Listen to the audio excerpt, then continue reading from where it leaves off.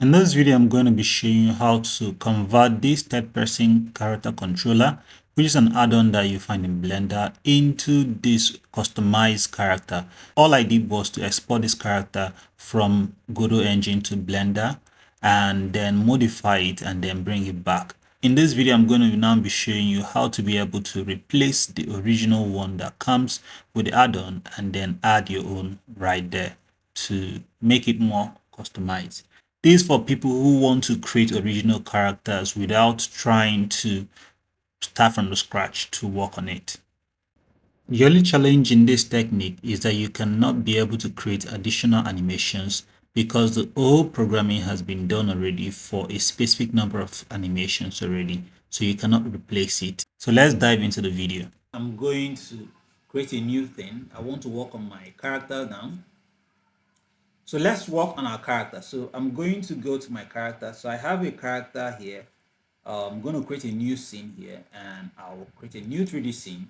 I'll right click on it and add a child scene. Remember, we have already added the third person controller. So if you don't know how to do that, just come up here and you type your third person and you get this add-on. Once you install it into your system and it's in the proper folder, which is this add-on folder, it will, you don't even have to turn it on. It's going to be available by default. So when you right click, now you have to instantiate it as a child. That's how you work with it. So let me go back to my 3D scene, right click, add as a child, and I'll go for my third person. So template. So just type template. That's the fastest way to do it. Type template and you select this one here, the add-on third person template character player template. So that's the one you're going to use. So once you open it, it's going to give you this player here. So we need this because I've already created my own player I'm going to use. Let me show you this player that I've worked on. So what I did was that I exported the player into Blender and changed it. So I have another video where I did that already. You can check my channel for it. So if you go down to here, you can see, let me snap this and this. If you go to where I have my robot, if you double click on this, you see that I have this character. This is the same character, but I just exported it and worked on it inside Blender to give it a different look and feel. So I'm going to work on that. Now, to import the character inside Blender, simply navigate to the folder in your add-ons where you have the character itself. Now you can copy that link, go into Blender, and then you're going to import as a GLB file because the file comes as a GLB file. Navigate to the folder, select the file and import it. Now you can enter into edit mode and begin to remodel the character. If you need to learn how to use Blender, I'm going to give you a link to some of my videos on how to use Blender. You can use the video to learn the basics of Blender. Now, once you enter into edit mode, you can remodel your character and give it different features that you want. And once you're able to do that, but make sure that you work on the same mesh so that you can maintain the same rig that you already have there from the beginning. So you can use this to actually change the entire character and also change the color of the material. So you can actually do that. Now, once you're done, you can now go in and export it as a GLB file. You can export it back directly into the add-ons folder in your main project in Godot Engine. And once you do this, you have access to it. And once you go back to Godot, you will see the new model and you can import it and use it. For me to be able to use this, I need to go and import this. So I'm going to right click on this and I'm just going to double click on it. And once I double click on it, I will go over here and go to my work. So I'll go to the work, make sure it's in linear. If it's not on linear, by default it won't be on linear after exporting it as a GLB file. Click on linear, go to your run, change it to linear. You can also click on save to file if you want to. So, but that's not really a problem right now. You can also do the same thing to linear here for the idle, and then for other ones you can just leave them for the meantime. So you just go ahead to re-import it. So once you re-import, you can just come up here. Now, once I just did this to open this up, so I can just come in here and click on open editor, and once I open it up, I have access to this particular character now. So what I want to do is to just simply come in and replace this one. So if you click here, you see that this is the manicure character I already have here. So every other thing is already here. So I'll just come in here, right click and add a child. So I'm going to also use a mani. So the one I'm using now, I export it with the same name. So, but this one is under my 3D model. So this is one I've already worked on that I have here. I gave it the same name. So open it up and you see the red one comes in here to replace the old one here. So once I do that, it's going to ask me a few questions because right now this is a character and it doesn't have some things. So I will come up here and if you open this up, you see that it has the other controls here, but okay, this is our collision, and let me see the collision. The collision is quite good, so I'm just going to just move it in a bit to this particular place. I think this is okay. So go over here now. The old one is this, and this is the new one. So we need to delete the old one. So I'm just going to select the old one and delete it. Once I delete it now, I already have this new one here now. So go ahead to save this as a new scene. So I'm going to save as.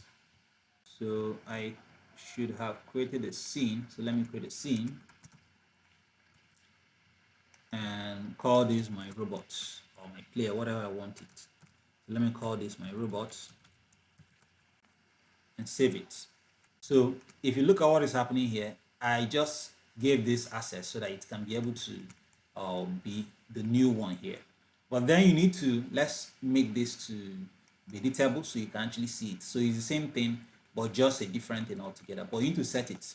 So to set it, I need to select this here and assign this player character to my manicure, the new character I've already created. So I click on that and it's going to have that. And also I'm going to select my animation tree and assign my new animation player which comes with this particular one to this one now. So this is a new one. So apply it there and just save your work. So right now we'll have our robot ready for us to play around with it. The second thing I want to be able to create now, it's my main scene. So I'm going to click here and create my main scene. This is my terrain. I'll just right click and add my terrain. So this is my terrain here and I'll open it up. So this comes in to this particular place. I can just rename it as terrain. And then also add my player here, which is my robot. So this is my robot here now. I'll go on to add, if you click here, you can be able to add your light, your sunlight, and also add a world environment. So because we want to change this environment to look different. So now let's work first on the terrain for us to be able to finish up with this. I'm going to come in here and go and put in my main. I'm saving my main right now. So once I save it,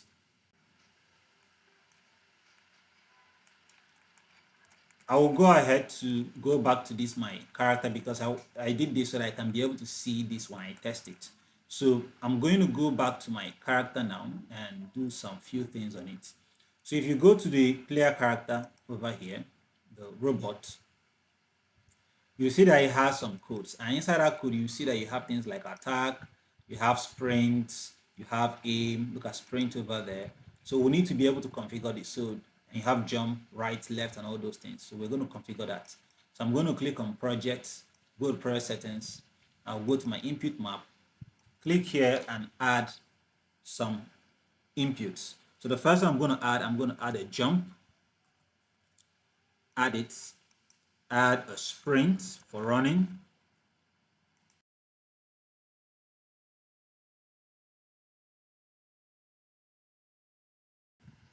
so for the jump, I want my jump to be my right click button.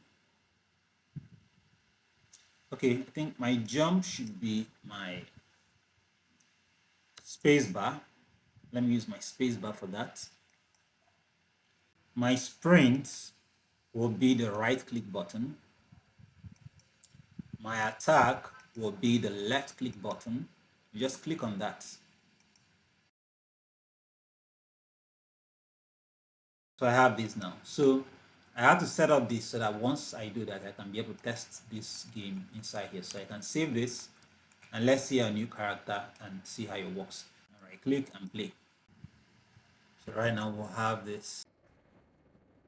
So that's how you can be able to create a customized version of the third-person controller add-on. If you like this video, do like the video, subscribe to my channel, and I will see you in the next video.